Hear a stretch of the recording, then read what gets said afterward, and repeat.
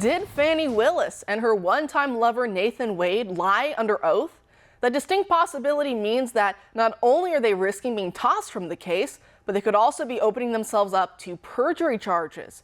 We watched the other week as the Fulton County, Georgia District Attorney made it very clear that she and Wade did not start their romantic relationship until 2022. Even though we heard from a former colleague of Willis's on the stand, the two began exhibiting signs of a romantic partnership, such as hugging and kissing, as early as 2019. Robert Nearty not only worked with Willis, but she also is the one who subletted the condo to Willis, where Wade would reportedly come over. But since the two had a falling out over work performance in 2022, Nearty was painted by Willis's team as being nothing more than a disgruntled former employee with an axe to grind. But now fast forward to today, and a new filing from Trump's lawyers is undoing much of what Willis had confidently asserted. Using data obtained from a subpoena to AT&T, the lawyers employed a law enforcement tool called CellHawk to track the movements of Wade and Willis before 2022. And what it found was quite damning for their defense. Wade visited Willis's condo at least 35 times before their relationship was said to have started. He had said on the stand that number would be less than 10. The timing of his cell phone's movement is curious as well. Check out this example from the filing. Quote, on November 29, 2021, Mr. Wade's phone was pinging on the East Cobb Towers near his residence. And following a call from Miss Willis at 11:32 p.m., while the call continued, his phone left the East Cobb area just after midnight and arrived within the geofence located on the Dogwood address at 12:43 a.m. on November 30th, 2021. The phone remained there until 4:55 a.m. End quote.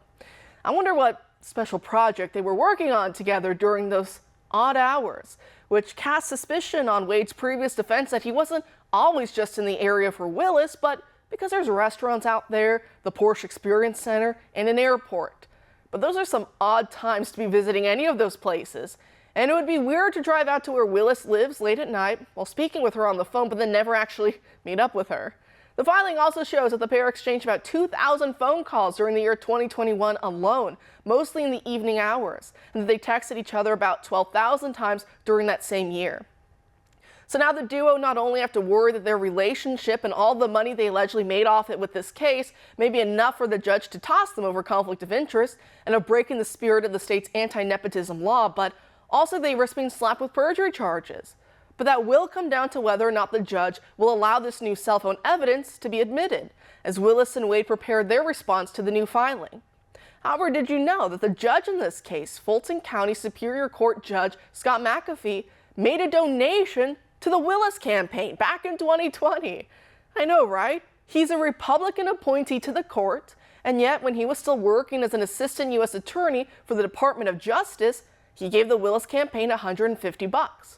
I know it's not a lot of money, but the optics don't look too great, as now he has to decide whether or not there is a conflict of interest in allowing Wade and Willis to remain on the Trump RICO case. Joining us now to discuss this and a whole lot more is Ian Howard, the host of Off Limits with Ian Howard. Ian, thanks for being here tonight. Thanks as always for having me. Great. So does it seem like the confident hopes of Willis and Wade are perhaps sinking fast in light of these new developments? Yeah, I mean, this is possibly the most embarrassing booty call in the history of politics, isn't it? I mean, how many times have you had a call from a coworker at 11:30 p.m., rushed across town and just happened to, I guess, sit outside in the street for 4 or 5 hours and then just go home? This is really quite laughable. It's like something out of a sitcom. But what we've got to really realize here is that these are the people who hold the levels of power. These are people who have influence over the justice system. I also think it reminds everyone that becoming a lawyer isn't actually all that, because I watched some of these hearings, and if that's what a lawyer is, then I think we're all paying our lawyers a little bit too much these days. I know, right? And I think it speaks to this larger problem as well, like you were hinting at, that, you know, we in the general public, we're just losing so much trust in those who are supposed to be professionals, right? Whether it be in the court of law or, as we saw with the healthcare professions with COVID and the elections and everything else. It seems like those who are in positions of power, who are supposed to be professional, aren't acting all that professional. So what we're seeing here now, I think that undermines even more faith, as you were talking about, but also with the fact that the judge in this case had made a donation in the past to Willis.